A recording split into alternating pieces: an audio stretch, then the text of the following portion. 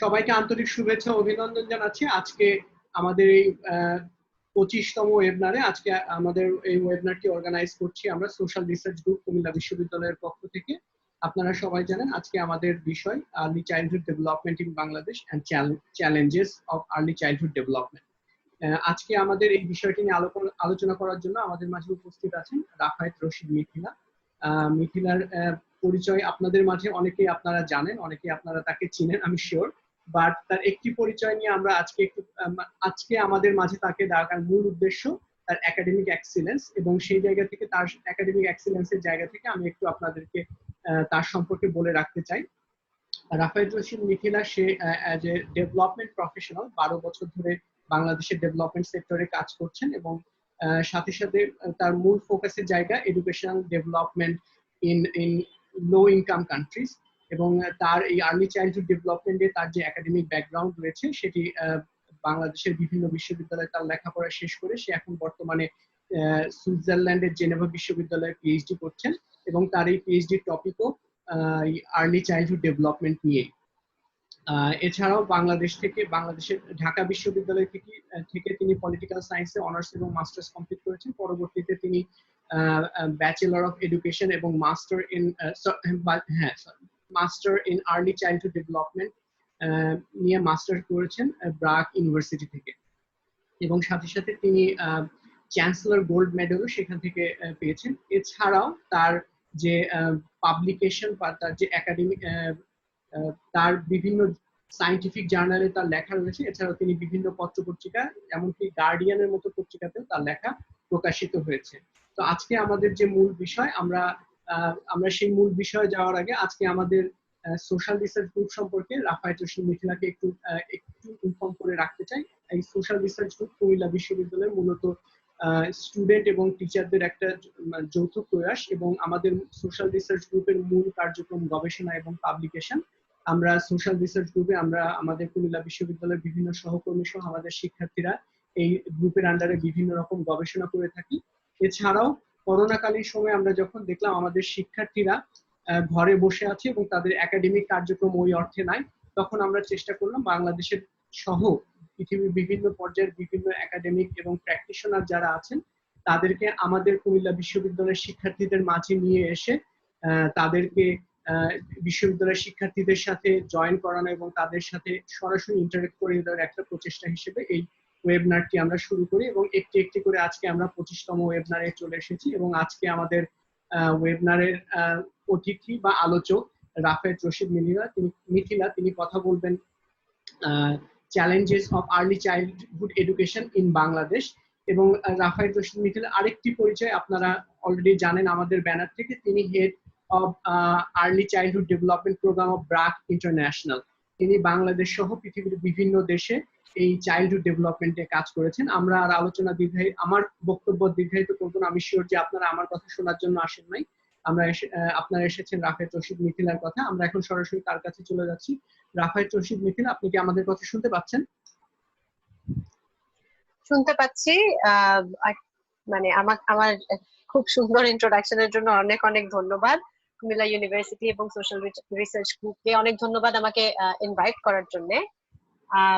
আসলে আমি আমার গবেষণা এবং আমার কাজের এরিয়াটা আমি ডেভেলপমেন্ট সেক্টরে যদিও 12 বছরের বেশি হয়ে গেছে কাজ করছি, এবং সোশ্যাল সায়েন্সটাই আমার মেইন একাডেমিক ব্যাকগ্রাউন্ড, কিন্তু ইভেন্চুয়ালি যেটা হয় যে কাজ করতে করতে আমি এডুকেশনাল ডেভেলপমেন্ট নিয়ে কাজ করতে করতে ইভেন্চুয়ালি আর্লি চাইল্ডহুড এডুকেশন বা আর্লি চাইল্ডহুড ডেভেলপমেন্টটা আমার এখন নিশ ফোকাস, এবং সেটা নিয়েই আমি আমার পিএইচডি করছি। তো আজকের যে বিষয়টা সেটা হচ্ছে challenges of early childhood education in Bangladesh. আমরা চ্যালেঞ্জেস গুলো নিয়ে কেন আসলে ডিসকাস করতে চাই, চ্যালেঞ্জেস নিয়ে ডিসকাস করতে চাই কারণ চ্যালেঞ্জ গুলো জানলে আমরা হয়তো ইভেন্চুয়ালি সেগুলোর সলিউশন গুলো নিয়ে ভাবতে পারবো।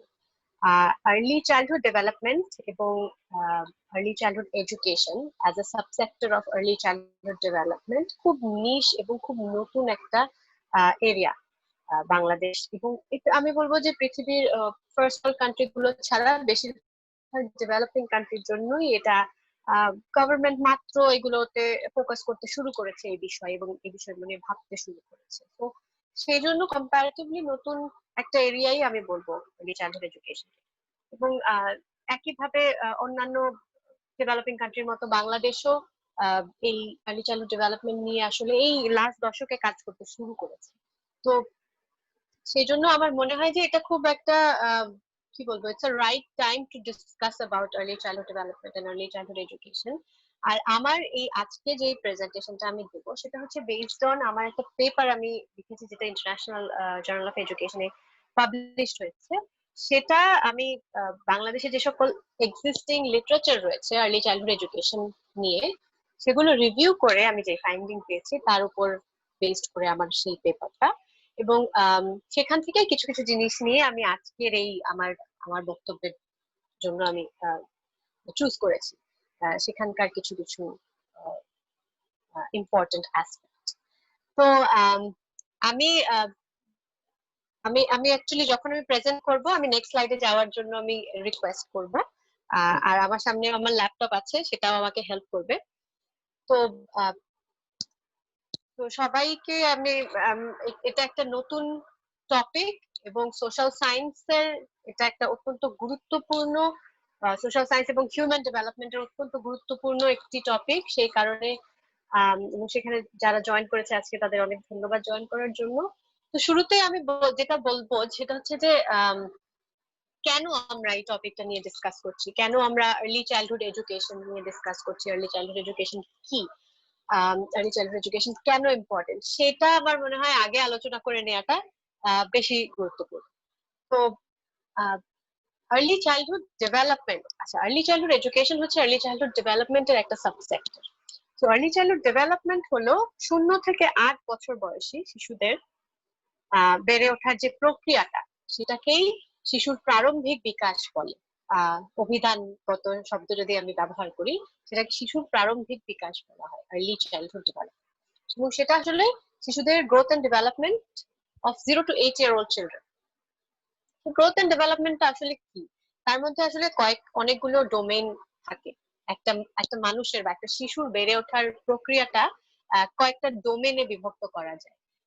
সেটা হলো cognitive development, social development, emotional development এবং মোটর ডেভেলপমেন্ট।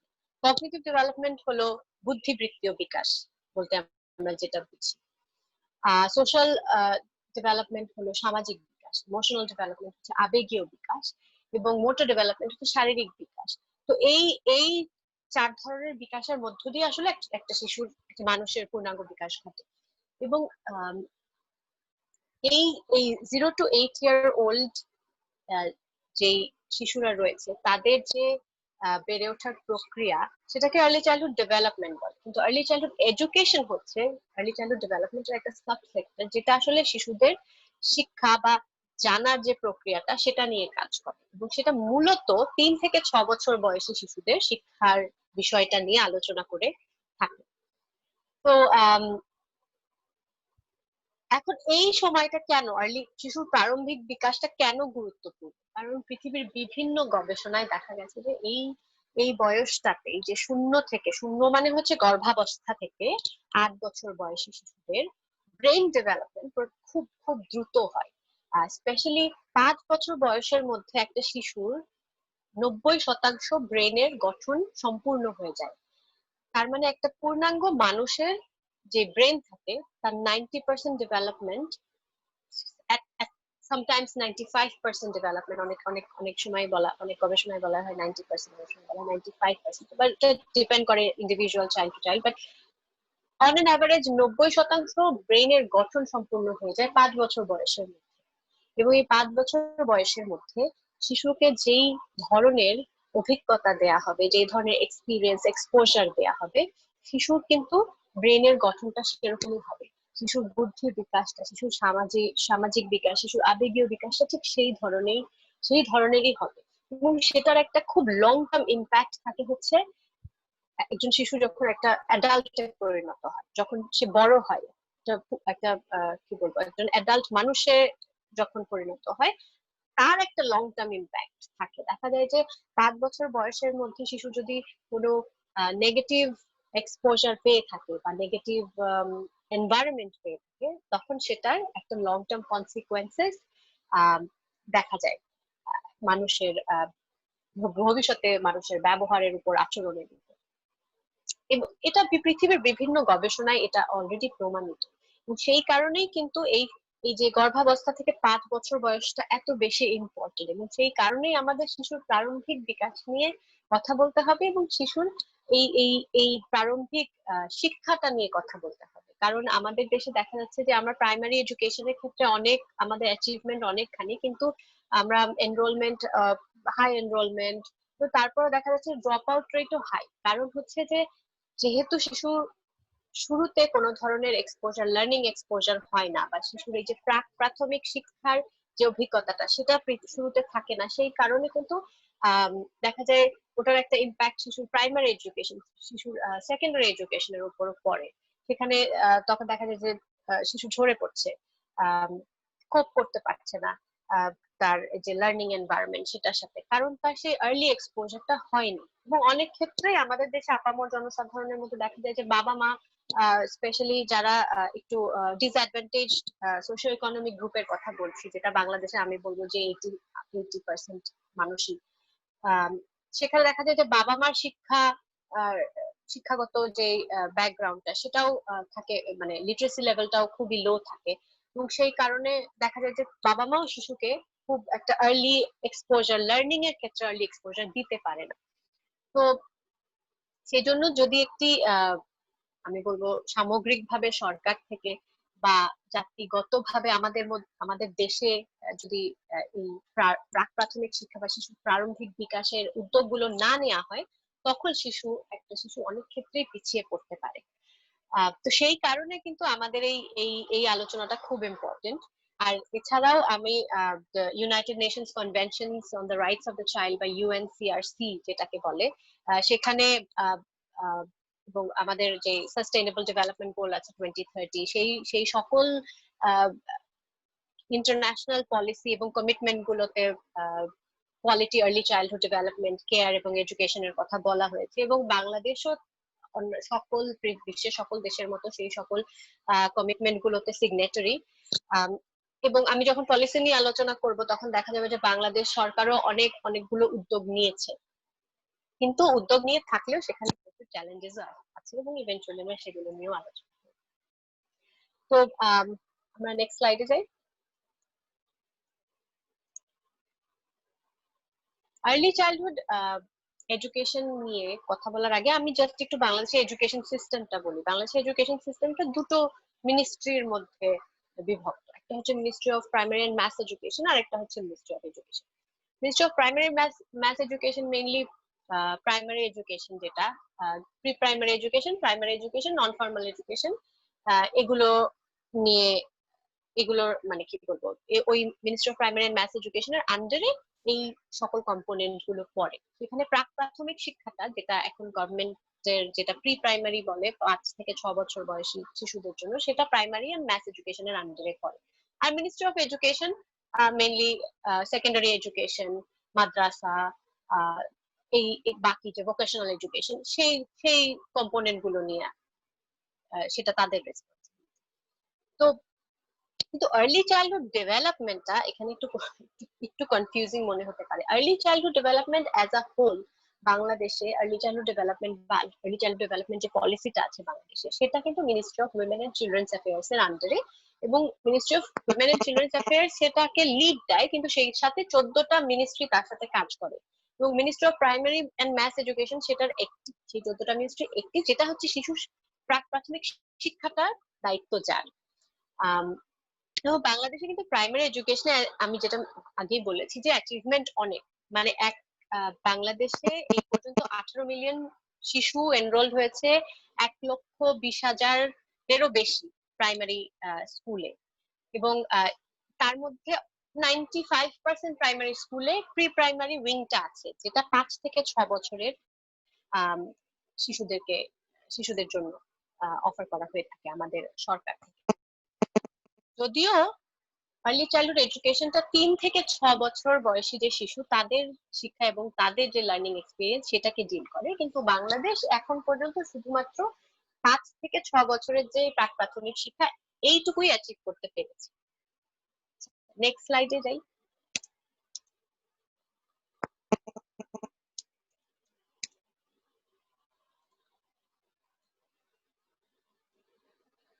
এবার একটু আমি এখনকার যে আর্লি চাইল্ডহুড এডুকেশনের স্টেটাস এবং কি কি পলিসি, কি কি ফ্রেমওয়ার্ক আছে সেগুলো নিয়ে একটু আলোচনা করব।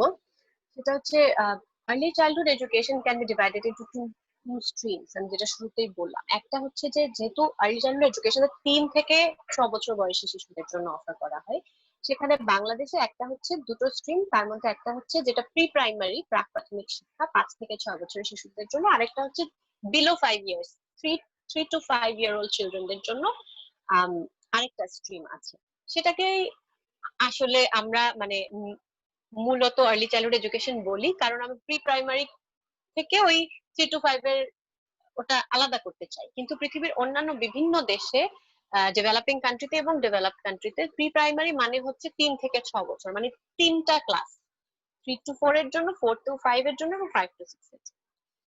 কিন্তু বাংলাদেশে আমরা এখন দুভাগে ভাগ করে ফেলেছি, কারণ সরকার মেইনলি প্রি প্রাইমারিটা অফার করে, আর 3 to 5 এজ গ্রুপেরটা mainly private kindergarten, NGO এরাই মূলত এখন পর্যন্ত ইমপ্লিমেন্ট করছে। So government launch the PP initiative, একদম বাংলাদেশের প্রথম প্রি প্রাইমারি এডুকেশনের যে ইনিশিয়েটিভটা, সেটা মেইনলি সেকেন্ড পিডিপি, যেটা প্রাইমারি এডুকেশন ডেভেলপমেন্ট প্রোগ্রাম, যেটা হচ্ছে একটি মাল্টি ডোনার ফান্ড যেটা বাংলাদেশ সরকারকে দেওয়া হয় এডুকেশন সেক্টরের উন্নয়নের জন্য। সেই পিডিপি 2 এর আন্ডারে প্রথম প্রি প্রাইমারি শুরু হয় 1994 এ, বেবি ক্লাস নামে একটা ক্লাস শুরু করা হয়।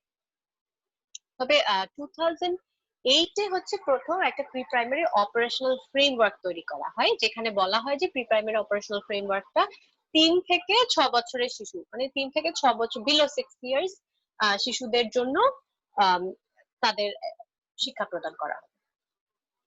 এরপরে প্রথম ন্যাশনাল এডুকেশন পলিসি 2010, যেটা আমাদের শিক্ষানীতি 2010, সেখানে হচ্ছে প্রি প্রাইমারি এডুকেশনকে কম্পালসারি করে দেওয়া হয় এবং ইউনিভার্সাল প্রাইমারি এডুকেশনের আন্ডারে 1 ইয়ার প্রি প্রাইমারি এডুকেশন প্রত্যেকটি সরকারি স্কুলে থাকবে, সরকারি প্রাইমারি স্কুলে থাকবে, সেইটা 2010 শিক্ষানীতিতে বলা হয়। আর পরবর্তীতে এসে 2013 এসে প্রথম comprehensive early childhood care and development policy, CCD policy, যেটা অ্যাপ্রুভ হয়েছে এবং সেটার মূল দায়িত্ব হচ্ছে ministry of women and children's affairs. কারণ যেটা আমি শুরুতে বলেছি যে আসলে early childhood care and development এই জিনিসটা তো একটা অনেক বড় একটা আমব্রেলা, অনেক বড় একটা ফিল্ড, যেখানে আসলে শিশুর শিক্ষা, স্বাস্থ্য, শিশুর পুষ্টি, অনেক কিছু নিয়ে আলোচনা করা হয়। তো তার মধ্যে শিক্ষার দিকটা, যেটা আর্লি চাইল্ডহুড এডুকেশন, সেটা হচ্ছে ministry of primary and math education under. এবং আরো অনেক, যেটা বললাম যে 14টা মিনিস্ট্রি আসলে মিনিস্ট্রি এই সিসিডি পলিসিটা ইমপ্লিমেন্ট করার দায়িত্বে রয়েছে। তো সেখানে হেলথ মিনিস্ট্রি আছে, সেখানে আরো আরো অনেকগুলো মিনিস্ট্রি রয়েছে। আমরা পরবর্তী স্লাইডে যাই। এখন আমরা একটু অ্যাক্সেস এন্ড এনরোলমেন্ট নিয়ে আলোচনা করব। আর্লি চাইল্ডহুড এডুকেশনে বাংলাদেশে এই পর্যন্ত আমাদের অ্যাক্সেসের ক্ষেত্রে বা এনরোলমেন্টের ক্ষেত্রে আমাদের অ্যাচিভমেন্ট কি কি।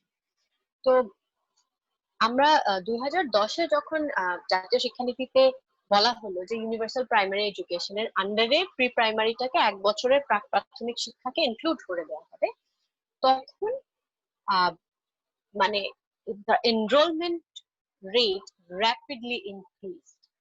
মানে তখন সবাই, যেহেতু এটা ফ্রি ইউনিভার্সাল প্রাইমারি এডুকেশন এবং প্রি প্রাইমারি মানে হচ্ছে 5 থেকে 6 বছরে, তো দেখা গেলো যে মানে গ্রামে গঞ্জে সব জায়গায় সরকারি উদ্যোগ নেওয়া হয় এবং সেখানে লক্ষ লক্ষ শিশু তখন প্রাইমারি স্কুলে, প্রি প্রাইমারি ক্লাসরুমে ভর্তি হতে শুরু করে। এবং 2010-এ এনরোলমেন্ট রেট ছিল হচ্ছে 8,95,000। সেখান থেকে উইদিন 5 ইয়ার্স 2015 এর মধ্যে এনরোলমেন্ট হয়ে যায় 2.9 মিলিয়ন চিলড্রেন। সো সরকারিভাবে ইনিশিয়েটিভ নিলে আসলে যে আহ, এবং সেই ধরনের প্রভিশন এবং সেই ধরনের ফ্যাসিলিটিস নেওয়া হলে আসলে যে এনরোলমেন্ট ক্যান র্যাপিডলি ইনক্রিজ সেটা প্রমাণ হচ্ছে প্রি প্রাইমারি এডুকেশন। তো যেটা আমি আগেও বলেছি যে এখন almost 95 to 99% primary education primary স্কুলের মধ্যে প্রি প্রাইমারি ক্লাসরুমস রয়েছে, এবং ওই প্রি প্রাইমারি ক্লাসরুম গুলো ফুল অফ চিলড্রেন। কিছু কিছু এমন আছে যে কিছু কিছু আমি নিজে দেখেছি কিছু কিছু স্কুলে যে প্রায় 60 70 80টা বাচ্চা একটা ক্লাসরুমে, সেরকমও আছে। তো এনরোলমেন্ট র্যাপিডলি ইনক্রিজ করে। তারপরেও এই যে র্যাপিডলি এনরোলমেন্ট ইনক্রিজ করলো, তারপরেও কিন্তু 2013 সালের এডুকেশন ওয়াচ একটা রিপোর্ট হয়েছিল।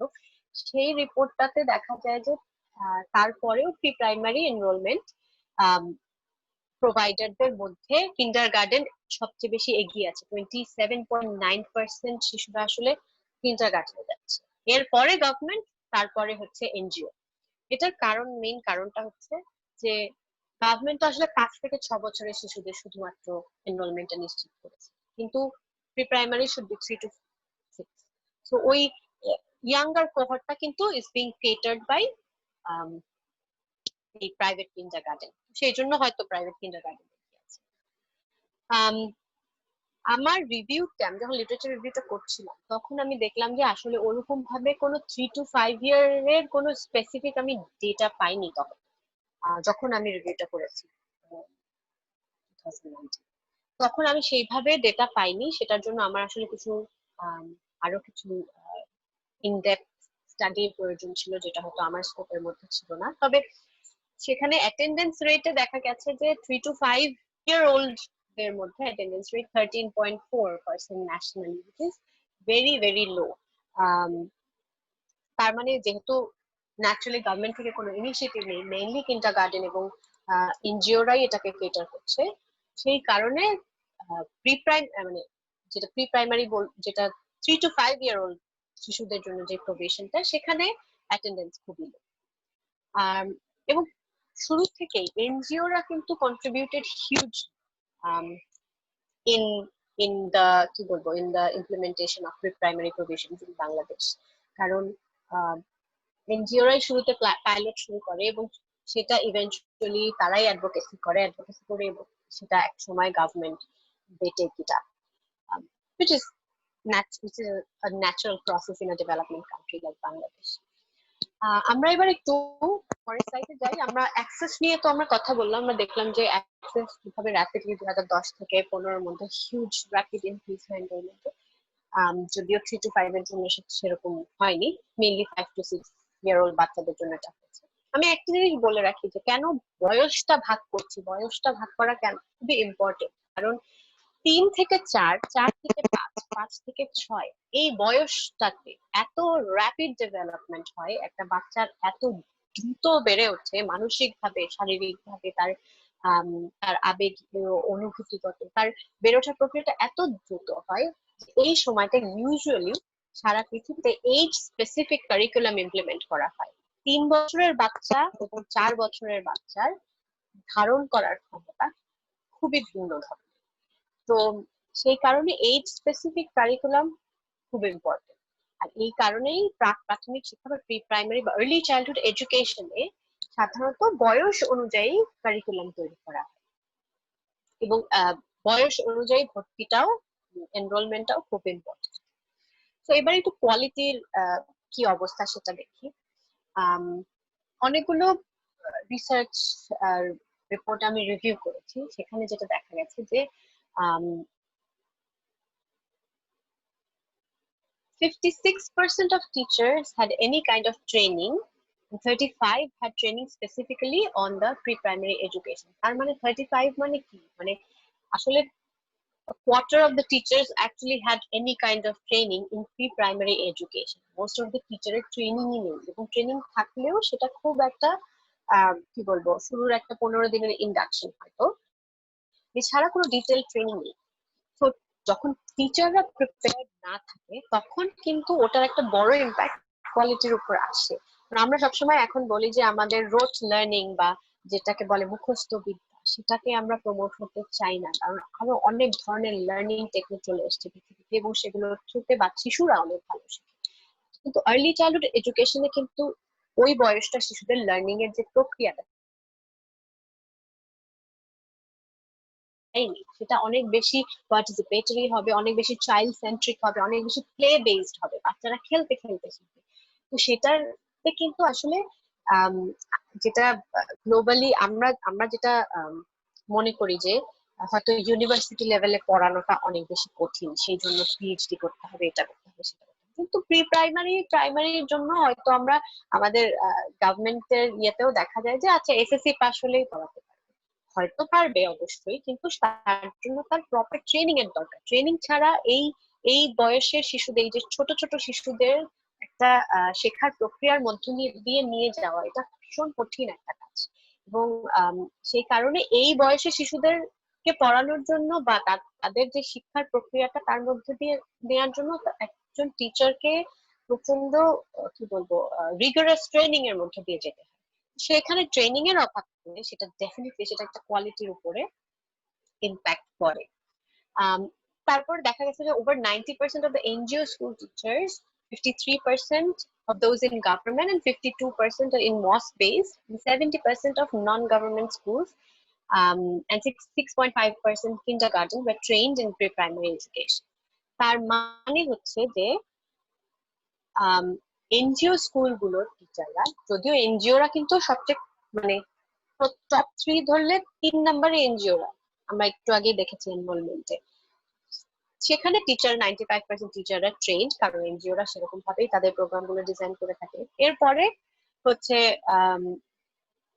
গভর্নমেন্টেও তাও বলছে যে অ্যাটলিস্ট গভর্নমেন্টে যে সকল টিচার আছে তার মধ্যে অর্ধেক ট্রেন্ড, বাকি অর্ধেক ট্রেন্ড না।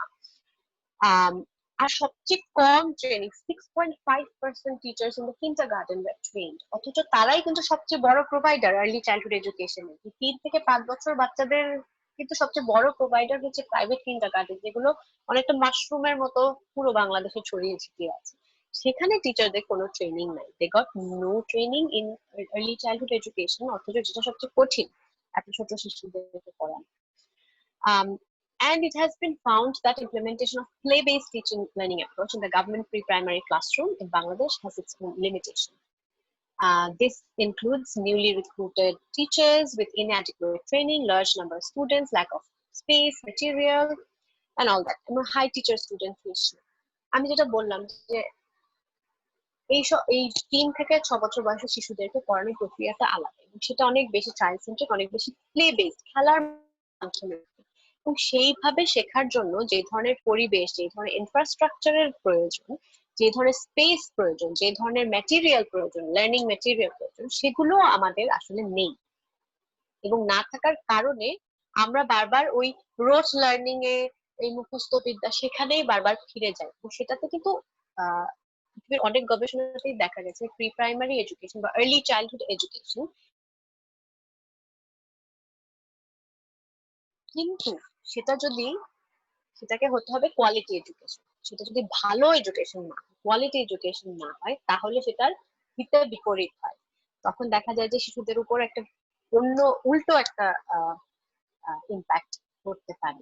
তো আমাদের যেহেতু সেই ধরনের স্পেস নেই, ম্যাটেরিয়াল নেই, টিচার স্টুডেন্ট রেশিও অনেক হাই। টিচার স্টুডেন্ট রেশিও মানে একজন টিচারের জন্য কতজন স্টুডেন্ট, আইডিয়ালি সেটা প্রি প্রাইমারি বা আর্লি চাইল্ডহুড এডুকেশনের ক্ষেত্রে 20 জন থাকা উচিত, একটা 20 থেকে 25 জন শিশুর জন্য একজন টিচার। কিন্তু আমাদের দেশে দেখা যায় যে 60-70 জন শিশুর জন্য একজন টিচার। তো ন্যাচারালি এখানে কোয়ালিটির ক্ষেত্রে একটা সেটা একটা বড় অন্তরায়। এরপরে আমরা একটু ইম্প্যাক্ট চাই পরের স্লাইডে। আমি দেখার চেষ্টা করেছিলাম যে আর্লি চাইল্ডহুড এডুকেশনের ইম্প্যাক্ট কি বাংলাদেশের ক্ষেত্রে। তো আমি যেটা পেয়েছি সেটা হচ্ছে যে 2 ধরনের ইম্প্যাক্ট থাকে, একটা হচ্ছে স্কুল রেডিনেস, আরেকটা হচ্ছে প্রাইমারি স্কুল অ্যাচিভমেন্ট। একটু স্কুল রেডিনেসটা কি বলি, পরের স্লাইডে যাই। স্কুল রেডিনেস মানে হচ্ছে কি বলবো, প্রাথমিক শিক্ষায় যাওয়ার আগে, প্রাথমিক বা ফর্মাল এডুকেশনে যাওয়ার আগে শিশুর এক ধরনের প্রস্তুতি লাগে, শিশুর এক ধরনের মানসিক প্রস্তুতি লাগে, শিশুর এক ধরনের কি বলবো শেখার প্রক্রিয়াটাকে ধারণ করার জন্য এক ধরনের প্রস্তুতি লাগে। সেটা যদি শিশুর প্রস্তুতি লাগে তা না, শিশু পরিবারের প্রস্তুতি লাগে, শিশু বাবা মায়ের প্রস্তুতির প্রয়োজন, এবং স্কুলেরও একটা প্রস্তুতির প্রয়োজন। আমি আলোচককে একটু অনুরোধ করবো যদি আলোচনাটা আরেকটু দ্রুত নিয়ে আসতে আমাদের প্রশ্ন উত্তর পর্বে দেবে। Thank you. হ্যাঁ, শিওর শিওর। সো ইম্প্যাক্টের ক্ষেত্রে স্কুল রেডিনেস যেটা আমি বললাম যে প্রস্তুতি, সেটা হচ্ছে শিশুর প্রস্তুতি, শিশুর পরিবারের প্রস্তুতি এবং শিক্ষা প্রতিষ্ঠানের প্রস্তুতি। সেইখানে প্রস্তুতিগত কিছু ইম্প্যাক্ট আমি দেখেছি, এবং দেখা গেছে যে যে সকল শিশু আর্লি চাইল্ডহুড এডুকেশন পেয়েছে বা প্রাক প্রাথমিক শিক্ষার মধ্য দিয়ে গেছে, তাদের অনেক বেশি cognitive, social, emotional, language, literacy এই সকল ক্ষেত্রে অনেক অনেক হাই ইম্প্যাক্ট পাওয়া গেছে। তারা যখন পরবর্তীতে প্রাথমিক শিক্ষাতে গিয়েছে তারা অনেক অনেক ভালো করেছে তুলনামূলকভাবে তাদের তুলনায় যারা এই ধরনের আর্লি চাইল্ডহুড এডুকেশন বা প্রাক প্রাথমিক শিক্ষার মধ্যে দিয়ে যায়নি। আর প্রাইমারি স্কুল অ্যাচিভমেন্ট, পরের স্লাইডে প্রাইমারি স্কুল অ্যাচিভমেন্টের ক্ষেত্রে সেখানেও আমরা দেখেছি যে অনেক পজিটিভ ইম্প্যাক্ট আমরা পেয়েছি, স্পেশালি গ্রেড 1 গ্রেড 2 তে আমরা দেখেছি যে সেই ওই বাচ্চারা যে বাচ্চারা আর্লি চাইল্ডহুড এডুকেশন পেয়েছে আগে, তারা অনেক ভালো রেজাল্ট করেছে এবং তারা অনেক ভালো কোপ করতে পেরেছে প্রাইমারি এনভায়রনমেন্টের সাথে, এবং সেটা গ্রেড 1 আর 2 পর্যন্ত পেয়েছি। এবং এটা কিন্তু এই প্রাইমারি স্কুল অ্যাচিভমেন্টে ইম্প্যাক্ট পজিটিভ পাওয়া মানে হচ্ছে যে সেটা অনেকটাই ঝরে যাওয়ার সম্ভাবনাটাকে কমিয়ে দেয়, ড্রপ আউটের সম্ভাবনাটাকে কমিয়ে দেয়। এবার আমি একটু সামারাইজ করি, আমি শেষের দিকে চলে এসেছি, পরের স্লাইডে যাই।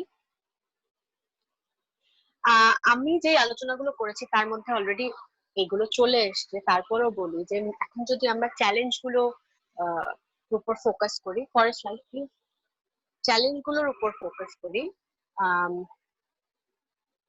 সেটা হচ্ছে কোয়ালিটি রিলেটেড অনেক চ্যালেঞ্জ আছে। আমি যেগুলো বলেছি যে টিচারদের ট্রেনিং নেই, দ্বিতীয়ত ম্যাটেরিয়াল নেই, ম্যাটেরিয়াল বলতে যেগুলো লার্নিং ম্যাটেরিয়াল, এডুকেশনাল ম্যাটেরিয়াল সেগুলো নেই। আমরা এখন দেখছি যে খুবই হয়তো অর্ধেক স্কুলে কোনো ধরনের চার্ট আছে, 1/3 স্কুলে হয়তো কোনো ধরনের প্লে ম্যাটেরিয়াল আছে, বা গান, নাচ, ছবি আঁকা, এগুলো কিন্তু প্রাক প্রাথমিক শিক্ষার একটা বড় বা আর্লি চাইল্ডহুড এডুকেশন একটা বড় অংশ, সেগুলো সেই ধরনের ম্যাটেরিয়াল নেই বললেই চলে। এবং আমরা 39% স্কুলে কোনো ধরনের লার্নিং ম্যাটেরিয়ালই পাওয়া যায়নি। তো এছাড়া হাই টিচার স্টুডেন্ট রেশিও, এই ধরনের অনেক কোয়ালিটি রিলেটেড অনেক ইস্যুস আছে যেটা অলরেডি আমরা আলোচনায় পেয়েছি। এরপরে সিস্টেমের কিছু চ্যালেঞ্জেস আছে। আমরা একটু সেকেন্ড পরের স্লাইডটাই যাই, নেক্সট স্লাইডে। সিস্টেমিক চ্যালেঞ্জের মধ্যে আমি প্রথমে যেটা ফোকাস করবো সেটা হচ্ছে যে আমাদের যে পলিসিটা রয়েছে, সিসিটি পলিসি, সেই পলিসিটা implementation is still a long way to go. এখনো অনেক কিছু আছে, যেমন এখনো সরকার মাত্র 5 থেকে 6 বছরের বাচ্চাদের প্রাথমিক শিক্ষা এনশিওর করতে পেরেছে, কিন্তু 4 থেকে 5 বছর বা 3 থেকে 4 বছরের বাচ্চাদের সেই কোহর্টের এখন পর্যন্ত ইমপ্লিমেন্টেশনের সম্ভাবনাই তৈরি হয়নি। যদিও সরকার বলেছিল যে 4 থেকে 5 বছর খুব দ্রুত শুরু করবে, হয়তো কিছু কিছু জায়গায় পাইলট শুরু হয়েছে, কিন্তু এখনো it's a long way to go. এবং there is severe lack of capacity গভর্নমেন্টের ক্ষেত্রে। এখনো আর্লি চাইল্ডহুড এডুকেশন কি, আর্লি চাইল্ডহুড ডেভেলপমেন্ট কি সেটা জানা, সেই স্কিল গুলো, আর্লি চাইল্ডহুড ডেভেলপমেন্ট প্রোগ্রাম ইমপ্লিমেন্টেশনে যে ধরনের স্কিল প্রয়োজন, যে ধরনের ক্যাপাসিটি প্রয়োজন, সেই ধরনের ক্যাপাসিটি আমাদের সরকারের বিভিন্ন লেভেলে নেই। এছাড়া আমাদের আর্লি চাইল্ডহুড ডেভেলপমেন্ট অ্যাসেসমেন্টের জন্য যে early learning and development standard বলে, যেটা আমি বললাম যে 4 ধরনের ডোমেন আছে, কগনিটিভ, সোশ্যাল, ইমোশনাল, মোটর, সেই ডোমেনের উপর ভিত্তি করে যে early learning and development standard তৈরি করা হয়, সেটা তৈরি হয়েছে, এটা একটা ড্রাফট হয়ে আছে, এখন পর্যন্ত অ্যাপ্রুভ হয়নি, এবং সেই অনুযায়ী লার্নিং অ্যাসেসমেন্টের কোনো প্রক্রিয়া নেই, যেটা কোয়ালিটির একটা বড় নির্ধারক। এছাড়াও বিভিন্ন পকেটস অফ এক্সক্লুশন আছে। আমরা যদিও বলছি যে প্রি প্রাইমারি সারা বাংলাদেশে রয়েছে, কিন্তু পকেটস অফ এক্সক্লুশন আছে এখনো খুবই রুরাল, রিমোট এরিয়াতে, চরে, হিল ট্র্যাকসে, এই সকল অনেক জায়গাতেই শিশুদের অ্যাক্সেস নেই। আরেকটা বড় প্রবলেম, সিস্টেমিক চ্যালেঞ্জ হচ্ছে ইনভেস্টমেন্ট নেই। some estimates indicate that less than 1% of education budget is allocated for early childhood education in South Asia. Bangladesh's exact percentage ta jani na, but I'm pretty sure that it's quite low. South Asia তেই মাত্র 1% early childhood education দেয়া হয়, সেখানে বাংলাদেশে তো আরো আরো অনেক কম হবে। সো সেখানে আমি বলবো যে একটা লো প্রায়োরিটি আছে ইনভেস্টমেন্টের ক্ষেত্রে।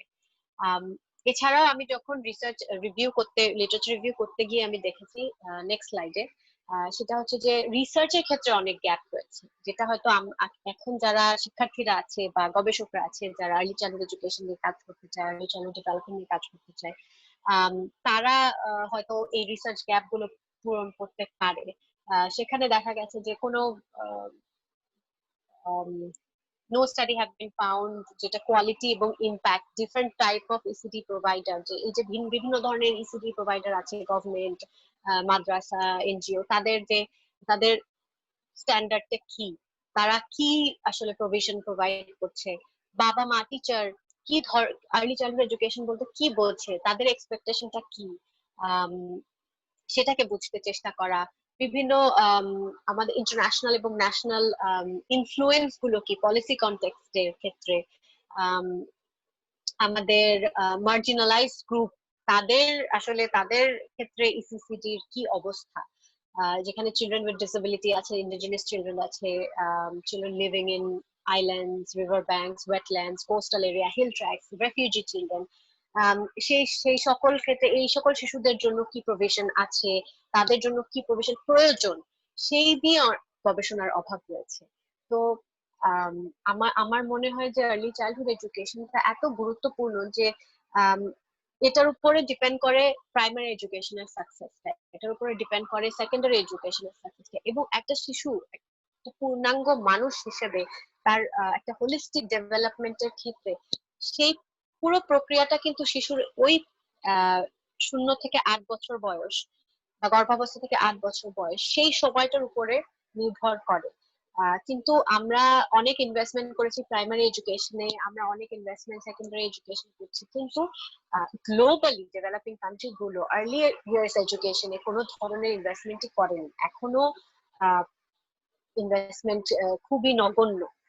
তো এটাই সবচেয়ে বড় চ্যালেঞ্জ, শুধু বাংলাদেশের জন্য না, আমি বলবো যে এটা একটা গ্লোবাল চ্যালেঞ্জ, এবং বিশ্বের অনেক অনেক ডোনার কমিউনিটি এবং অনেক গভর্নমেন্ট এখন ইনিশিয়েটিভ নিচ্ছে, আমাদের সরকারও ইনিশিয়েটিভ নিয়েছে, আমাদের একটা পলিসি আছে, আমাদের ইএলডিএস পাস হবে সামনে, আমরা আশা করতে পারি সামনে অনেক ভালো কিছু হবে, আমাদের শিশুরা 3 থেকে 6 বছরের শিশুরা আর্লি চাইল্ডহুড এডুকেশনের অ্যাক্সেস পাবে, quality early childhood education access পাবে, তবে চ্যালেঞ্জেস অনেক। Thank you so much.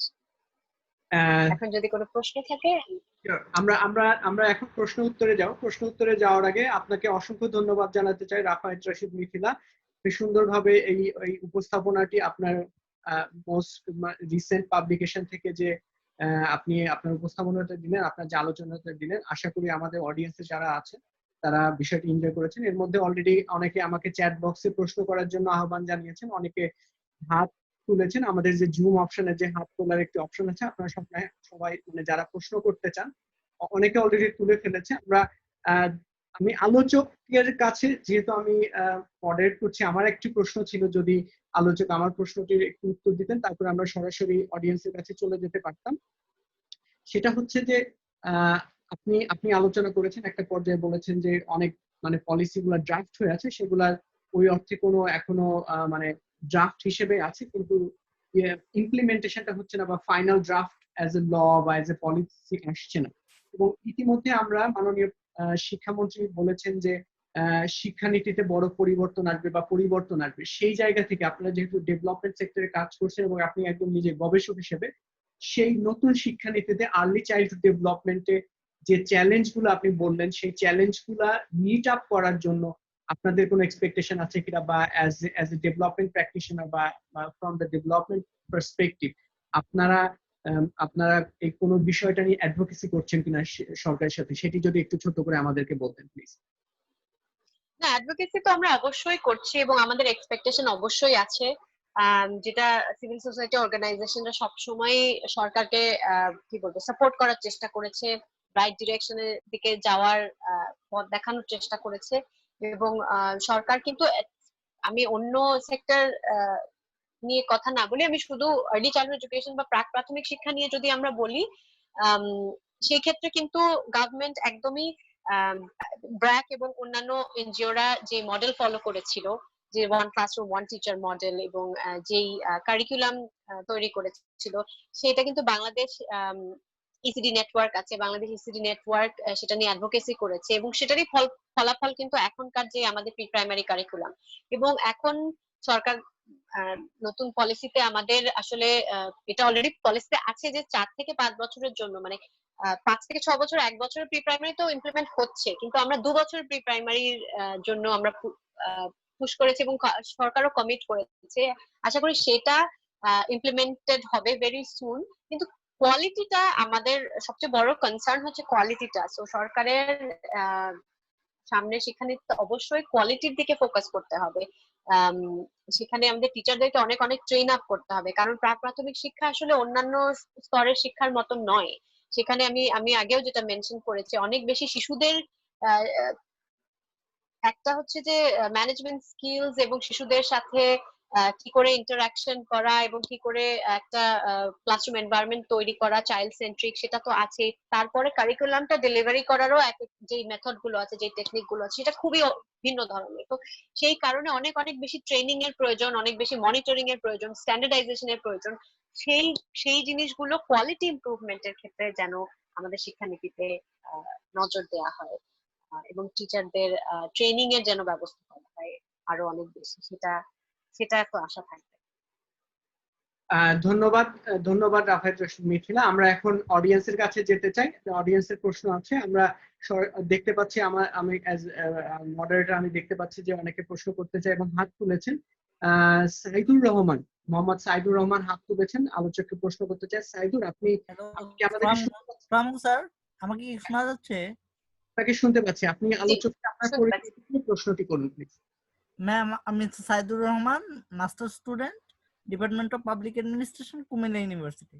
Ma'am, আমার একটা প্রশ্ন ছিল, আর একটা নিজের একটু অভিজ্ঞতা ছোট করে বর্ণনা করি। আমার প্রশ্ন ছিল ম্যাম, যে আর্লি চাইল্ডহুড এর ক্ষেত্রে তো যারা ফিজিক্যালি চ্যালেঞ্জ আছে তাদেরটা আরো বেশি চ্যালেঞ্জিং আর্লি চাইল্ডহুড এডুকেশনের দিক দিয়ে। তার জ্বলন্ত উদাহরণ ম্যাম আমি নিজে, কারণ আমার আম্মু যদি আর্লি চাইল্ডহুড এর ট্রেনিংটা কতটুকু গুরুত্বপূর্ণ তা আমি নিজে বুঝতে পারি, কারণ আমার আম্মু আমার জন্য আর্লি 90s-এ উনি আর্লি চাইল্ডহুড এডুকেশনের উপর নিজে ট্রেনিং করছে। তার বদৌলতে আমি এখানে আজকে আমি কুমিল্লা ইউনিভার্সিটিতে মাস্টার্স করতে পারছি। এখন ম্যাম আমি বুঝি যে আর্লি চাইল্ডহুড, কিন্তু ম্যাম দুঃখের সাথে বলতে হয় যে আমাদের এডুকেশন সিস্টেমে এটা আছে কিনা জানি না। এই ব্যাপারটা যদি বলতেন, যে স্পেশালি যারা অ্যাডাল্ট বা যারা অতিতমের শিকার, তাদের ক্ষেত্রে কি ব্যবস্থাপনা এই আর্লি চাইল্ডহুড এটা। ধন্যবাদ সাইদুর।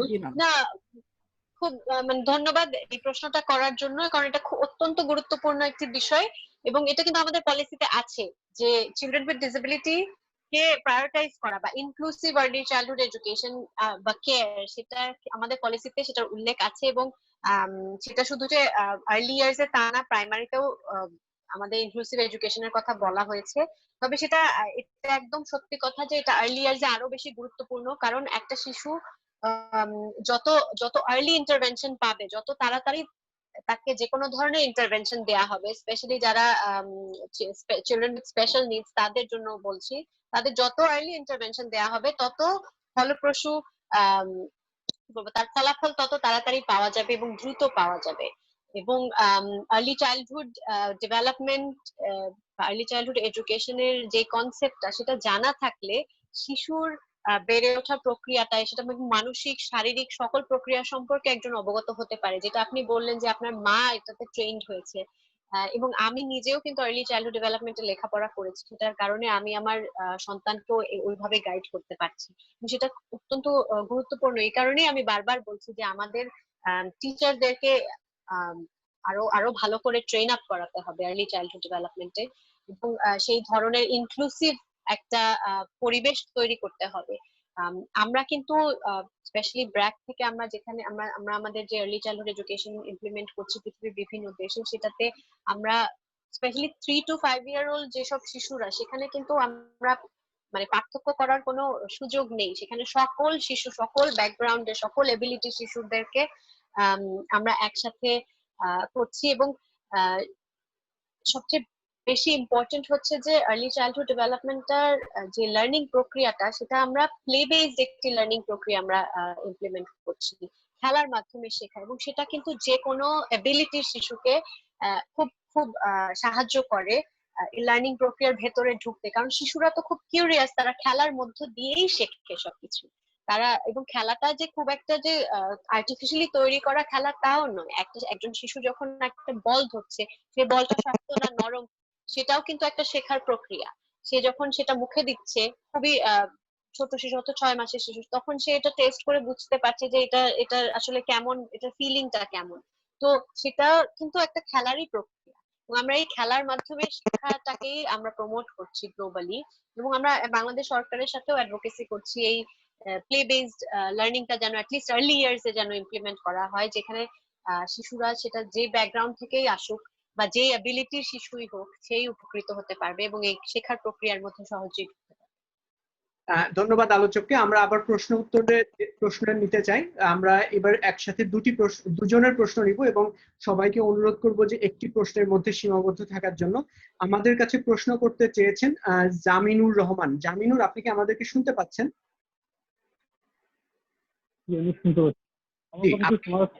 প্লিজ আপনি যদি আপনার পরিচয়টি দিয়ে আলোচকের প্রশ্নটি করতেন, প্লিজ। Thank you. আমি জামিনুর রহমান, জাহাঙ্গীরনগর বিশ্ববিদ্যালয়ের নৃবিজ্ঞান বিভাগ থেকে অনার্স করেছি। আর এখন দিল্লিতে সাউথ এশিয়ান ইউনিভার্সিটিতে মাস্টার্স করছি সোশিওলজি। থ্যাংক ইউ আসলে কুমিল্লা ইউনিভার্সিটিকে। এখানে আমার সিনিয়র আছেন মোর্শেদ ভাই, উনি শিক্ষক কুমিল্লা বিশ্ববিদ্যালয়ের।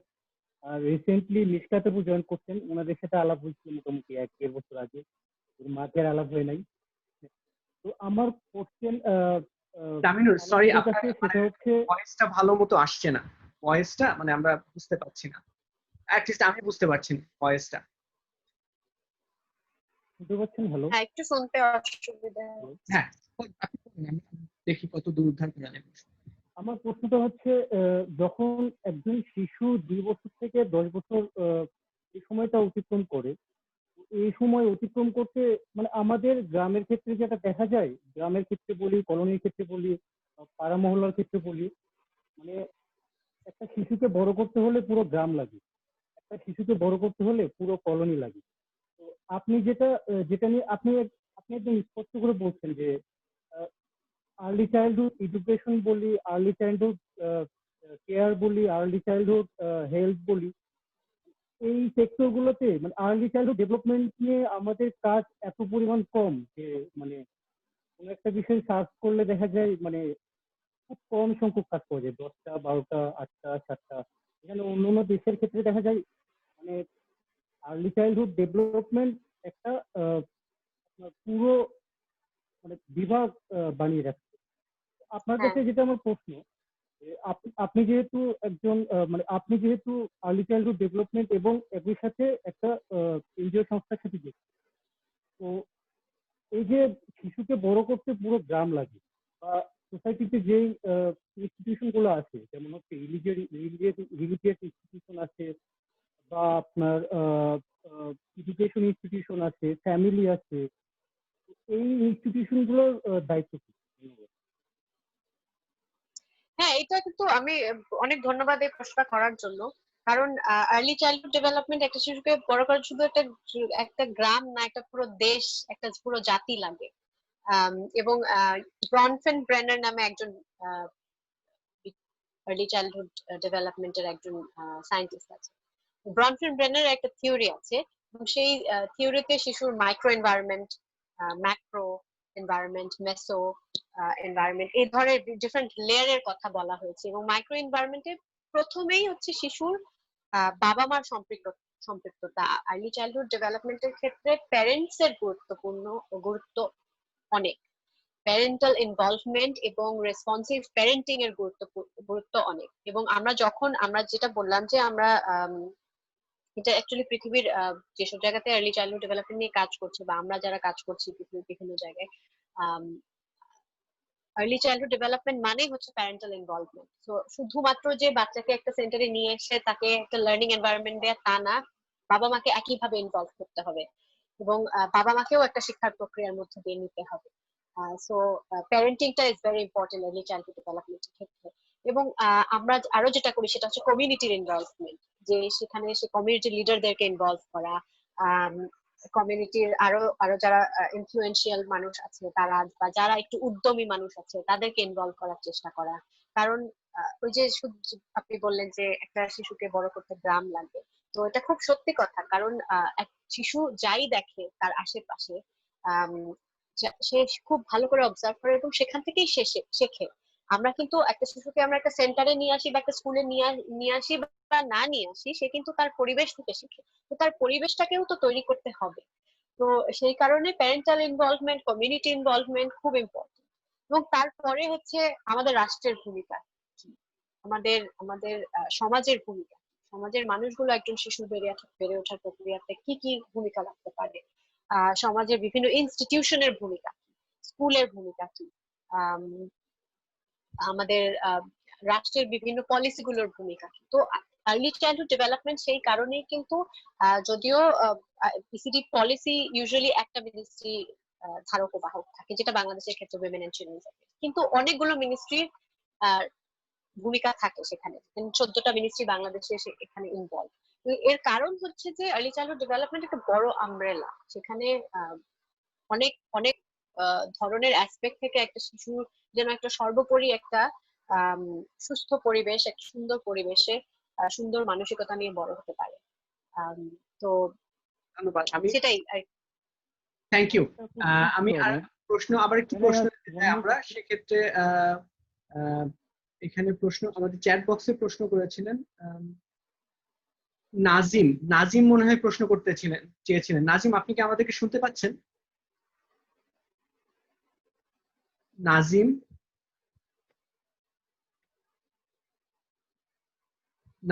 আচ্ছা, নাজিম মনে হয় আমাদের শুনতে পাচ্ছেন না। মাহমুদুল করিম, আপনি কি আমাদেরকে শুনতে পাচ্ছেন? শুনতে পাচ্ছি, আপনি শুনতে পাচ্ছেন? আমি আপনাকে শুনতে পাচ্ছি। আপনি যদি আপনার পরিচয়টি দিয়ে আলোচককে প্রশ্নটি করতেন প্লিজ। আচ্ছা, আমার ফ্রেন্ড মিথিলা, আমার একটা পিচ্চি আছে মিরাজ, আমার একটা পিচ্চি আছে আর্লি চাইল্ডহুডে, তার ওই ফেজটা যাচ্ছে, তাই সেই জন্য আর কি মিথিলা পরে এটা দেখছি। আপনার কাছে প্রশ্নটা, দুটা প্রশ্ন। আপনি রোড লার্নিং এর কথা বলছেন, তো রোড লার্নিং এর সাবসিডিড হিসেবে গ্লোবালি আর কি কি অ্যাপ্রোচ আছে, কোনটা বেশি এফেক্টিভ? এটা গেল একটা প্রশ্ন। দ্বিতীয় প্রশ্নটা এরকম যে এখানে আর্লি চাইল্ডহুডের এইখানে এনরোলমেন্টে আপনি কি কোনো ইনইকুয়ালিটিস দেখছেন কিনা বা কোনো ডিসক্রিমিনেশন দেখছেন কিনা অ্যাক্রস ইনকাম গ্রুপস, অথবা ছেলে মেয়ের মধ্যে কোনো আলাদা কোনো বৈষম্য দেখা যাচ্ছে কিনা এনরোলমেন্ট? Thank you.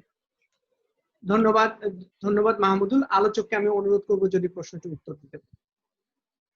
হ্যাঁ, এনরোলমেন্টের ক্ষেত্রে এখন পর্যন্ত মানে খুবই স্লাইট ডিফারেন্স, মেল ফিমেলে সেরকম। আর্লি ইয়ার্সে এটা একটা হতে পারে যে বাবা মা হয়তো অত ছোট বাচ্চাদের মধ্যে খুব একটা ডিফারেন্স দেখে না, বাচ্চাকে মোটামুটি একটা কোথাও একটা পাঠাতে পারলে খুশি হয়, সেটা একটা হতে পারে। কিন্তু এনরোলমেন্টের কিন্তু ডিফারেন্স আমাদের ইনফ্যাক্ট প্রাইমারিতে আর সেকেন্ডারিতে তো we have achieve gender parity. তো ওই এনরোলমেন্ট ইস্যুটা আই গেস বাংলাদেশের ক্ষেত্রে একটু it's not a huge issue, এনরোলমেন্টে gender difference. Same goes for early childhood education বা প্রি প্রাইমারি এডুকেশনের ক্ষেত্রে যেটা বলি যে খুব একটা বেশি ডিফারেন্স নেই ছেলে আর মেয়েতে। তবে সোশিও ইকোনমিক ডিসপ্যারিটি যদি বলে থাকি, ওইভাবে আমি 3 to 5 year old এজ গ্রুপে আমি ওরকম আরবান রুরাল আমি কোনো ডিভিশন খুঁজে পাইনি। প্রি প্রাইমারি ক্ষেত্রে থাকতে পারে। প্রি প্রাইমারি ক্ষেত্রে যেহেতু সরকারি মেইনলি গভর্নমেন্ট প্রাইমারি অফার করে এবং গভর্নমেন্ট প্রাইমারি ন্যাশনালি সব জায়গাতেই আছে, তো সেই ক্ষেত্রে আমার মনে হয় যে কুড বি একটা রুরালের ক্ষেত্রে হয়তো এনরোলমেন্টটা could be higher than urban, but সেই ধরনের কোনো ডেটা আমি আসলে দেখিনি, যে কারণে আমি অ্যাকচুয়ালি প্রেজেন্টও করিনি ওইভাবে আরবান রুরাল ডিফারেন্স।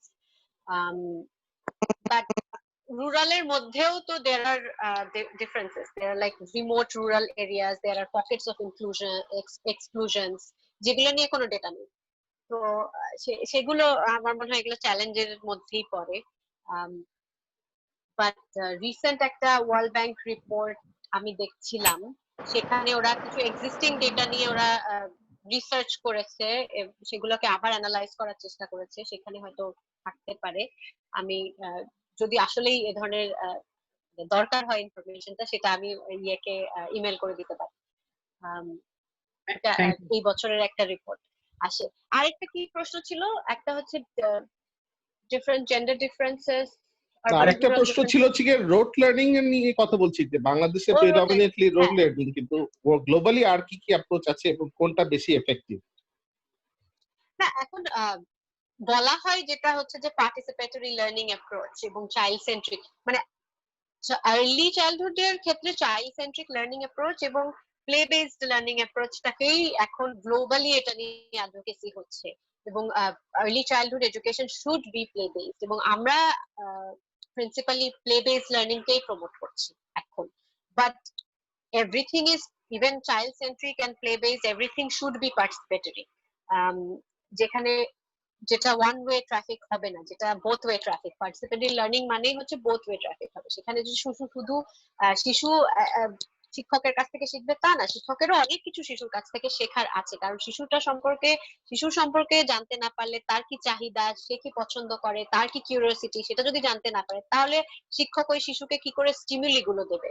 কারণ একটা শিশুকে তো স্টিমুলেটেড করতে হবে তার ক্লাসরুম এনভায়রনমেন্টের মধ্যে। তো স্টিমুলেট করার জন্য তাকে তো জানতে হবে যে শিশু কোন জিনিসগুলো শিশুর পছন্দ, তার কোন জিনিসগুলোতে সে স্টিমুলেটেড হয়। তো সেই জন্য it has to be participatory, a two way process. But we are actively promoting play based learning, কারণ এটা পৃথিবীর বহু গবেষণায় প্রমাণিত হয়েছে যে স্পেশালি এই এজ গ্রুপটাতে 3 থেকে 6 বছরের শিশুরা, তারা খেলার মাধ্যমেই পৃথিবীকে আবিষ্কার করে, তার আশেপাশকে আবিষ্কার করে, এবং খেলার মাধ্যমেই তার শিক্ষাটা সবচেয়ে বেশি ইফেক্টিভ হয়, এবং খেলার মাধ্যমেই সবচেয়ে বেশি এফেক্টিভ হয়। So I hope I have answered. Thank you Mahmudul করিমকে, থ্যাংক ইউ মিথিলা রাফায়েত রশিদকে। আমরা আবার একটু প্রশ্ন উত্তরে যেতে চাই। আমরা ছোট্ট করে প্রশ্ন নিতে চাই সজল হোসেনকে। সজল, আপনি কি আমাদেরকে শুনতে পাচ্ছেন? জি স্যার, আপনাকে শোনা যাচ্ছে, আমাকে শোনা যাচ্ছে?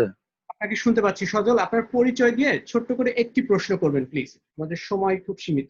জি স্যার, ধন্যবাদ স্যার। ধন্যবাদ স্যার আপনাকে আমাকে ফ্লোর প্রদান করার জন্য।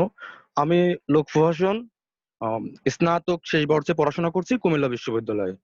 ম্যাম তার আলোচনার একটা পর্যায়ে গিয়ে বলছেন যেখানে একজন চাইল্ডের জন্য, একজন স্টুডেন্টের জন্য,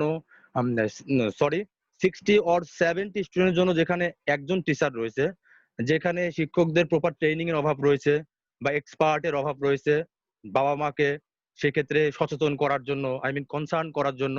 তো ম্যাম, আপনি তো এই প্রতিষ্ঠানে অনেকদিন ধরে কাজ করছেন, সেক্ষেত্রে আপনারা সেই গভর্নমেন্টকে সেক্ষেত্রে কতটা ইনফ্লুয়েন্স করছেন এই প্রতিবন্ধকতাগুলোকে কাটিয়ে ওঠার জন্য, সেটা যদি একটু বলতেন। একটু সলিউশনের যে ব্যাপারটা, আমরা এতগুলা যে চ্যালেঞ্জ গুলা দেখছি, 2010 সালে একটা নীতি হলো, 13 সালেও যেখানে নীতিগুলো প্রণয়ন হচ্ছে, কিন্তু এই যে শিক্ষকের যে অভাবটা বা প্রপার ট্রেনিং এর যে অভাবটা, এইগুলো আমরা রিকভার করতে পারছি না কেন? ধন্যবাদ ম্যাম এবং স্যারকে। রাফায়েত রশিদ, আপনি যদি কিছু, তাজুল একটি প্রশ্ন করতে চাই, হাত তুলেছেন। তাজুল, আপনি কি আমাদের কথা শুনতে পাচ্ছেন? জি স্যার, আমার কথা কি শোনা যাচ্ছে স্যার? আপনার কথা আমরা শুনতে পাচ্ছি। আপনার পরিচয় দিয়ে একটি প্রশ্ন করুন। আসসালামু আলাইকুম ম্যাম, আমি মোহাম্মদ তাজুল ইসলাম, ছাত্র লোকবর্ষণ বিভাগ, কুমিল্লা বিশ্ববিদ্যালয়। আমার একটা কোশ্চেন ছিল আপনার আর্লি চাইল্ডহুড ডেভেলপমেন্টের ব্যারিয়ার নিয়ে। আমরা বর্তমান বাংলাদেশের একটা জিনিস খুবই দেখতে পাচ্ছি যে আপনার বাবা মার ক্ষেত্রে ডিভোর্সের যে বিষয়টা, সেক্ষেত্রে বাবা মার ডিভোর্সের পিছনে আপনার একজন শিশুর বাবা মার ডিভোর্সের ফলে একজন শিশুর উপর কিরূপ প্রভাব ফেলে আর্লি চাইল্ডহুড ডেভেলপমেন্টের ক্ষেত্রে, যদি একটু বলতেন। ধন্যবাদ তাজুল। আমরা এখন রাফায়েত রশিদ মিথিলার কাছে ফেরত যেতে চাই। হ্যাঁ, আমি তাজুল এই প্রশ্নটা করার জন্য অনেক ধন্যবাদ। এটা খুব রেলেভেন্ট, হয়তো আর্লি চাইল্ডহুড এডুকেশনের জন্য স্পেসিফিক্যালি রেলেভেন্ট না, তবে ওভারঅল আর্লি চাইল্ডহুড ডেভেলপমেন্টের জন্য রেলেভেন্ট। এবং আমি আসলে এটা আমি যাই বলছি পার্সোনাল কোনো ওপিনিয়ন না, কারণ আমি খুবই রিসার্চ বেসড এক্সপ্লেনেশন গুলো দেওয়ার চেষ্টা করছি। এবং পৃথিবীর বিভিন্ন গবেষণায় দেখা গেছে যে আর্লি চাইল্ডহুড ডেভেলপমেন্টের ক্ষেত্রে অবশ্যই প্যারেন্টাল ইনভলভমেন্টটা খুবই জরুরি, এবং প্যারেন্টিংটা খুব জরুরি। প্যারেন্টস এর বোঝা জরুরি যে শিশুর বেড়ে ওঠার প্রক্রিয়াটা কিভাবে কিরকম হয়, এবং শিশুর চাহিদা অনুযায়ী, শিশুর নিড অনুযায়ী রেসপন্সিভ প্যারেন্টিং করাটা প্যারেন্টস এর দায়িত্ব। এবং সেই ক্ষেত্রে এই প্যারেন্টস একসাথে থাকা বা প্যারেন্টস সেপারেটেড বা ডিভোর্সড থাকা, সেটার নট নেসেসারিলি কোনো ইম্প্যাক্ট আছে। প্যারেন্টস যদি নিজেদের বোঝাপড়ার মাধ্যমে যদি শিশুর চাহিদা অনুযায়ী রেসপন্সিভ প্যারেন্টটা করতে পারে বাবা মা, সেটা তাহলেই শিশুর উপরে একটা পজিটিভ ইম্প্যাক্ট পড়বে। বরং ডিসফাংশনাল ম্যারেজ বা যেই ধরনের পরিবারে সংঘাত পূর্ণ পরিবেশ থাকে, এবং যেটাকে ডিসফাংশনাল ম্যারেজ বলে, বা যেখানে একটা কি বলবো শিশুর জন্য একটি সুস্থ পরিবেশ না থাকে, এবং যেখানে শিশু কনস্ট্যান্টলি বাবা মায়ের মধ্যে, সেটা হয়তো মানে কি বলবো, একটা হচ্ছে যে এক ধরনের পরিবেশ থাকে যে খুবই ভায়োলেন্ট পরিবেশ, সেরকম সেটা তো অবশ্যই নেগেটিভ প্রভাব ফেলে, কিন্তু অনেক সময় থাকে যে একটা সাইলেন্ট টেনশনের এনভায়রনমেন্ট। সো সেই টক্সিক সাইলেন্ট এনভায়রনমেন্টে থাকাও শিশুর উপর নেতিবাচক প্রভাব ফেলে। সেক্ষেত্রে বাবা মা যদি আলাদা হয়ে গিয়ে শিশুকে রেসপন্সিভ প্যারেন্টিং করতে পারে এবং তাদের নিজ নিজ জায়গা থেকে দায়িত্বগুলো পূরণ করতে পারে, স্পেশালি শিশুর যেই মানসিক যেই চাহিদাগুলো সেগুলো যদি পূরণ করতে পারে, তাহলে কিন্তু শিশুর একদম সম্পূর্ণ সুস্থ অন্য আর 10টা সেটা কি বলবো নর্মাল ম্যারেজে বেড়ে ওঠা বাচ্চাদের যে ধরনের ডেভেলপমেন্ট, সেই রকম ডেভেলপমেন্টই হয়। বরং ডিসফাংশনাল পরিবেশে বাবা মা যদি একসাথে থেকে একটা টক্সিক টেনশনের এনভায়রনমেন্টে বাচ্চাকে বড় করে, সেক্ষেত্রে আরো বেশি নেগেটিভ ইম্প্যাক্ট শিশুর উপর পড়তে পারে। এন্ড এটা বিভিন্ন গবেষণা, আপনি নিজেও সার্চ করে দেখতে পারেন গুগলে, বিভিন্ন গবেষণায় এটা দেখা গেছে। আর এর আগের প্রশ্নটা ছিল হচ্ছে মানে পরিবেশ রেশিও যে অনেক ডিফারেন্স অনেক স্টুডেন্টের জন্য, মানে ডেফিনেটলি হ্যাঁ ডেফিনেটলি আমরা যে শুধু ব্র্যাকের কথা সেটা বলবো, ব্র্যাক হচ্ছে বাংলাদেশ ইসিটি নেটওয়ার্কের মেম্বার, অ্যাক্টিভ মেম্বার, এবং বাংলাদেশ ইসিটি নেটওয়ার্ক যেটা সরকারের সাথে অ্যাডভোকেসি করছে, সেখানে অবশ্যই টিচারদের ট্রেনিং এর বিষয়গুলো নিয়ে জোর দিচ্ছে, এবং প্যারেন্টসদেরকে কি করে ইনভলভ করা যায়, প্যারেন্টিংটা খুব ইম্পর্টেন্ট, সেটা নিয়ে জোর দিচ্ছে। তো সেই কাজগুলো চলছে, এবং সামনে আশা করি সেগুলোর ফল দেখতে পারবো। এবং আপনারা যারা এখন শিক্ষার্থী আছেন, সামনে প্রফেশনাল এনভায়রনমেন্টে, প্রফেশনাল জগতে যাবেন, সেখানে যারা যদি শিক্ষা নিয়ে কাজ করেন বা আর্লি চাইল্ডহুড ডেভেলপমেন্ট নিয়ে কাজ করেন, তখন নিজ নিজ জায়গা থেকে হয়তো বা নিজের প্রতিষ্ঠান থেকে হয়তো এই ধরনের অ্যাডভোকেসি করার সুযোগ হবে, এবং ইভেন্চুয়ালি হয়তো দেখতে পারবেন যে সামনে পজিটিভ চেঞ্জেস এসছে। ধন্যবাদ রাফায়েত রশিদ। আমরা আর একবারের জন্য একটু প্রশ্নের সার্কেল করতে চাই। আমির হামজা একটি প্রশ্ন করার জন্য হাত তুলেছেন। আমির, আপনি কি আমাদের কথা শুনতে পাচ্ছেন? একদম loud and clear. Thank you so much. So আমার কোশ্চেন বলবো না, it's an kind of like challenge I face previously. সেটা হচ্ছে যে আমাদের কিন্তু এনসিটিবির যে বর্তমানে কারিকুলাম, সেখানেও আছে যে প্রি প্রাইমারি ক্লাসগুলো রুমগুলোতে ইসিটি কর্নার একদম মাস্ট থাকতেই হবে, যে বালি কর্নার বা কাঠের কর্নার বা আরো যে 4টা কর্নার আছে। তো আমরা লাইক প্রায় ঢাকার 6টা স্কুলে কাজ করতে গিয়ে দেখেছি যে টিচাররা ইসিটি কর্নার সেট করে রেখেছে, কেউ প্যাকেট করে রেখেছে, কিন্তু এটার ইউজেস গুলো তারা স্টুডেন্টদের কাছে ওভাবে বলে না, মানে এটার উপর ধুলা পড়ে যাচ্ছে। টিচাররা কিন্তু জানে, কারণ ইসিটি টিচাররা কিন্তু বেশ এখানে আমরা বারবার ট্রেনিং এর কথা আসছে, আমি বারবার বলছি আসছে, তো আমি এটা নিয়ে বলছি যে গভর্নমেন্ট কিন্তু বড় একটা ইন্টেন্সিভ ইসিটি টিচারদেরকে আলাদা ট্রেনিং দেওয়া হয়, exclude from the PTI training এর পাশাপাশি। কিন্তু আমরা এই টিচারদেরকে অনেকবার বলেছি, আমরা পার্সোনাল ট্রেনিং অ্যারেঞ্জ করেছি, কিন্তু টিচার এটা ইউজ করতে চায় না। এটা একটা চ্যালেঞ্জ ফেস করেছি। আমি জানি না যে এটা আসলে কিভাবে টিচারদেরকে ইনেবল করা পসিবল।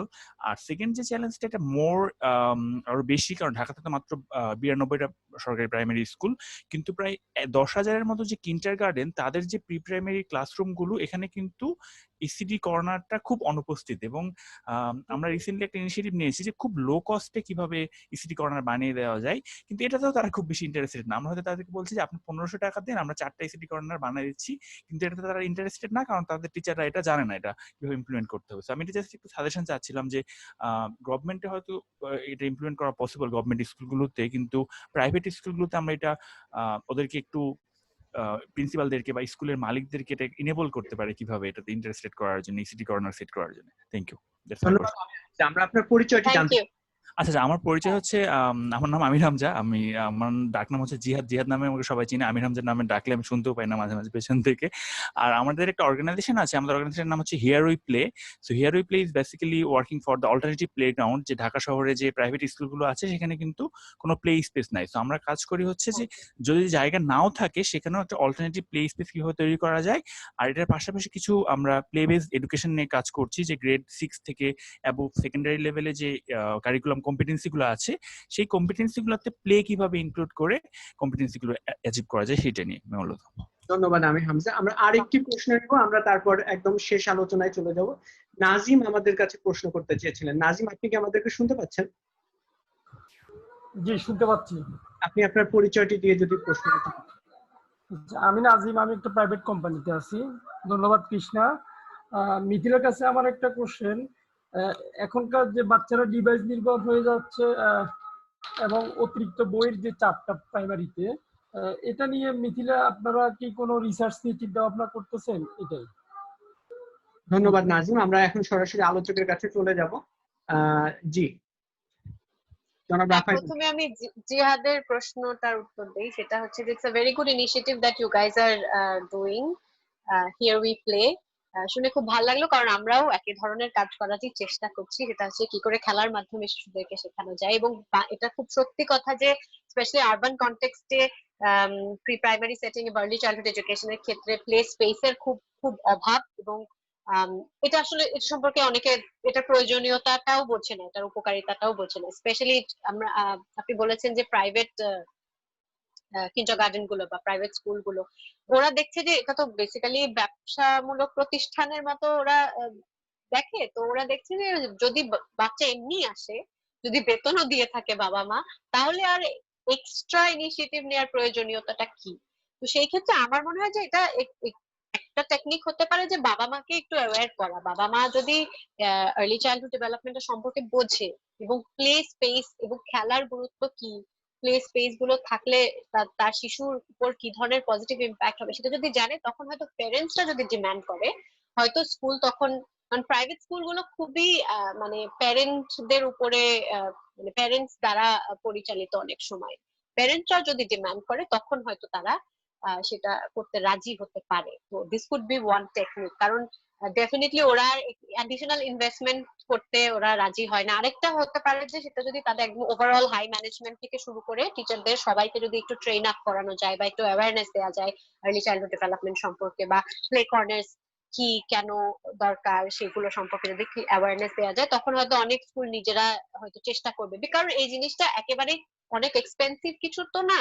একটা পানির কর্নার করা আর একটা বুক কর্নার করা আর একটা সেটা ক্লাসের প্লে কর্নার্স করা, those are not very expensive. এটা জাস্ট ইনিশিয়েটিভটা নিতে হবে। সেটা যদি বোঝানো যায় তাহলে হয়তো করতে রাজি হতে পারে। আর প্রি প্রাইমারিতে, সরকারি প্রি প্রাইমারিতে আমি একই জিনিস অবজার্ভ করেছি, একদম সেম, যে হয়তো ওই ক্রিয়েটিভিটির কর্নার বা বাকি যে কর্নার গুলো আছে ওগুলোর মতো সাজানো আছে, হয়তো একটা খেলনার প্যাকেটও খুলে দেখেনি টিচার। হয়তো সে জানে, আপনি যেটা বললেন যে অবভিয়াসলি একটা ইন্ডাকশন নিয়ে তারা আসে, কিন্তু সেই ইন্ডাকশনটা may not be good enough. বা আরেকটা প্রবলেম হচ্ছে মনিটরিং এর অভাব। কোয়ালিটি মনিটরিংটা তো একেবারে হচ্ছে না।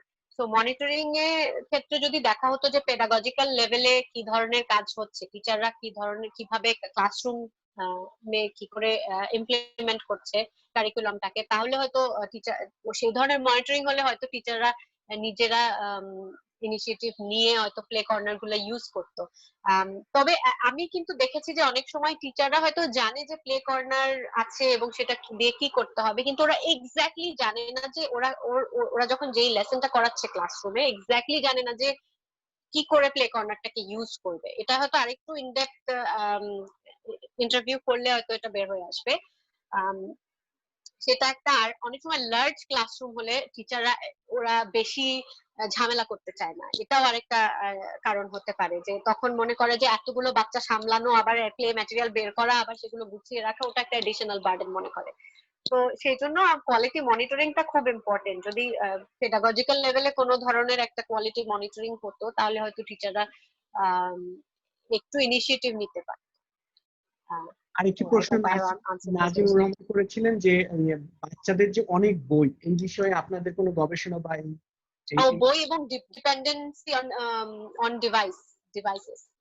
তো হ্যাঁ, বাচ্চাদের অনেক বই, এটা ঠিক। এবং বই খাতা, বই তো থাকতেই পারে, তবে সেটা যে প্রতিদিন পিঠে নিয়ে বাড়ি আসতে হবে আর স্কুলে যেতে হবে সেটার এমন কোনো কথা নেই। এবং আমরা বারবার প্রাইমারিতে বলা হচ্ছে যে হোমওয়ার্কের বার্ডেন কমাতে, বাড়িতে অনেক বেশি হোমওয়ার্ক না দেওয়ার জন্য। সেগুলোর অনেক ইনোভেটিভ ক্রিয়েটিভ উপায় আছে করার। সেটা হয়তো যেটা বললাম যে মেবি আমাদের টিচারদের ক্যাপাসিটি নেই প্রাইমারি লেভেলে, এবং এটা করা হয়ে উঠছে না, এবং যেটা কোয়ালিটির উপর ইম্প্যাক্ট ফেলছে। বাচ্চাদের কোনো প্রয়োজন নেই আসলে অনেক বই খাতা প্রতিদিন স্কুলে বড় ব্যাগ নিয়ে আসা যাওয়া, সেটার একেবারেই কোনো দরকার নেই। একেবারে বই ছাড়াও ক্লাসরুমে মানে ক্লাসরুম পেডাগজি ইমপ্লিমেন্ট করা সম্ভব। আর তো সেই বিষয়ে অবশ্যই ইনিশিয়েটিভ নিতে হবে। আরেকটা জিনিস হচ্ছে ডিভাইসের উপর ডিপেন্ডেন্সি। এটা ঠিক, এখন এই টেকনোলজির যুগে বাচ্চাদেরকে ডিভাইস থেকে দূরে রাখা কঠিন।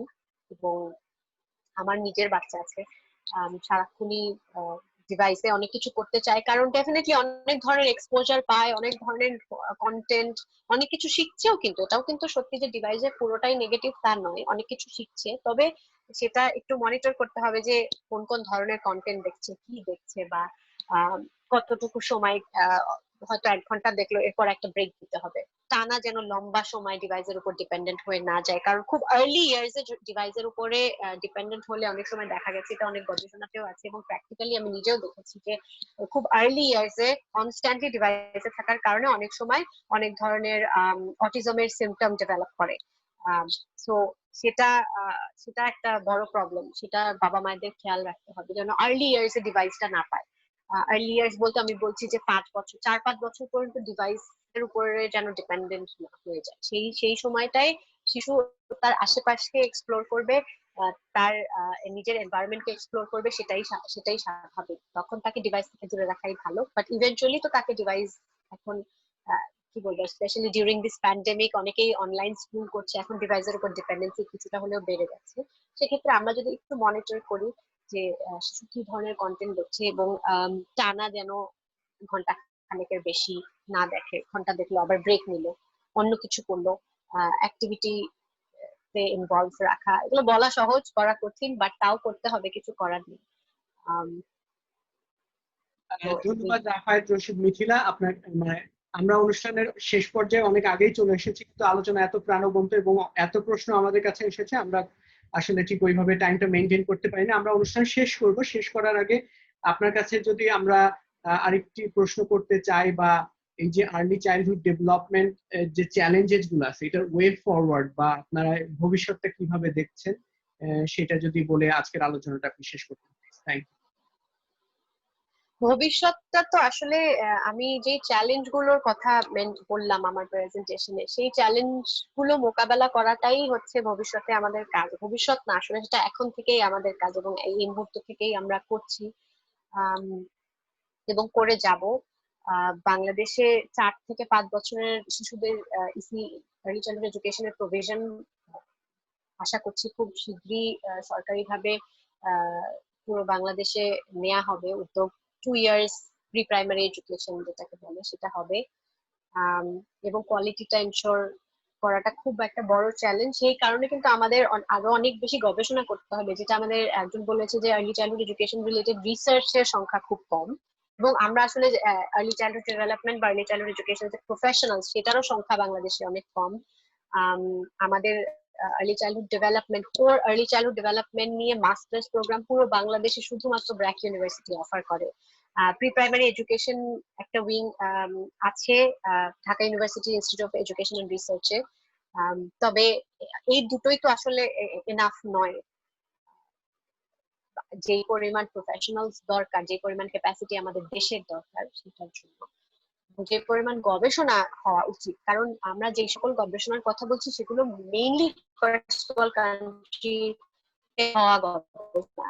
আমাদের কালচারাল কনটেক্সটে এবং আমাদের সোশিও পলিটিক্যাল কনটেক্সটে আরো বেশি এই শিশুদের নিয়ে গবেষণা হওয়াটা জরুরি।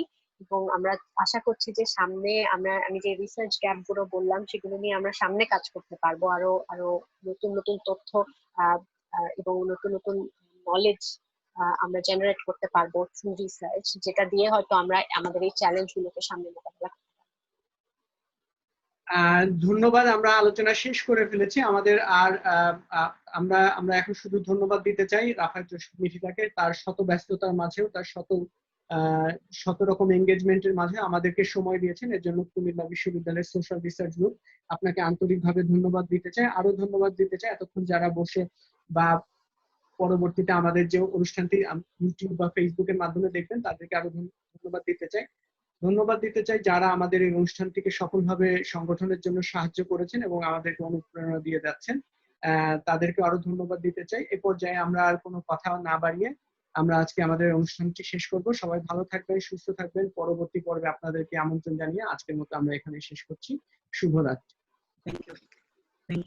Thank you. আমরা এখন মিটিংটা শেষ করে দিচ্ছি।